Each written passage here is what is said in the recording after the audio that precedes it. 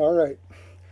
Christ is risen. My name is Father Dimitri Glimidakis from St. Nectarios in Lakeland, Florida. So I was inspired by a friend of mine to do a segment watching 5 Minutes with Father. And I've been praying and trying to figure out what I wanted to do. And then he gave me the same inspiration to talk about the 23rd Psalm. So I'm going to try as best as I can for the next few days. I got about 4.5 minutes left to talk about the 23rd Psalm. I'm going to go verse by verse. Now, the interesting thing about the 23rd Psalm is that it's a psalm that I take very personal and at heart. I was and I am the son of a shepherd, so I've gotten to see a lot of what a shepherd does for his flock. So the first sentence of the 23rd Psalm is, "The Lord is my shepherd, I shall not want." So it's interesting when you look at "the Lord is my shepherd, I shall not want."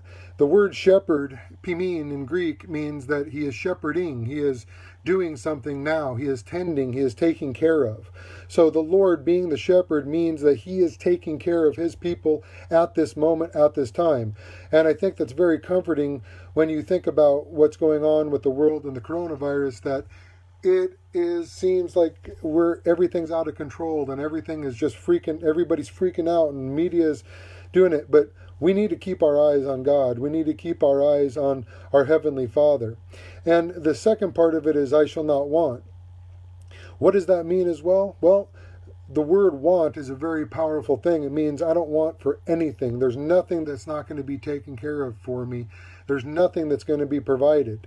So as I was thinking about this and reading the 23rd Psalm growing up, and then after I became a priest and reading the 23rd Psalm later on when I was talking with my dad about him going out to the ranch, there was nothing that my dad wouldn't do to take care of the flock that he had in his care. He would go out there for numerous days at a time. He would go out there numerous days to take care of the sheep, feed them, especially in Colorado, where my family's from, during the wintertime. He would go up there for 3 or 4 days at a time. Sometimes he'd have to park a couple miles away from the encampment just so he could walk in through waist-deep snow, sometimes with food and his water, to get to the camp.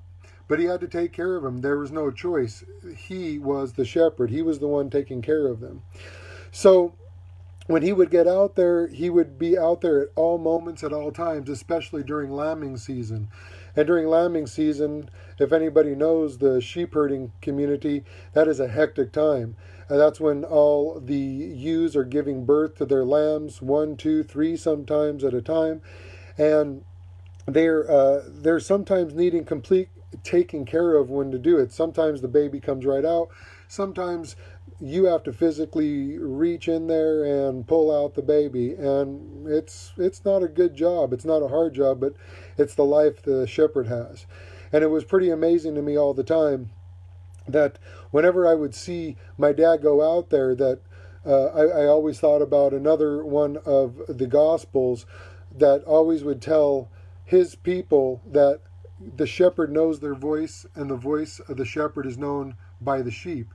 And every time my dad would go out there, every time I would see him go out there, it didn't matter if I was out there, they would know my dad's voice. They would hear him and they would come running. And they would come around him, and they knew that he was there to take care of them. He would feed them. He would make sure that they had water. He made sure that they stayed warm, everything else. And he also, one of the most important things, is made sure that even when he wasn't out there, that they had a guardian, that they had a protector, a big sheepdog out there that would take care of the animals and the enemies that would come their way. So anyway, that's my 5 minutes with the first verse of the 23rd Psalm. I will try my best to do one verse every day, and hopefully my friend, when it's at the end of this time, that he will be inspired again and tell me, "I challenge you to do something else." So, and if anybody else has any ideas, I will gladly take that as well. So God be with you.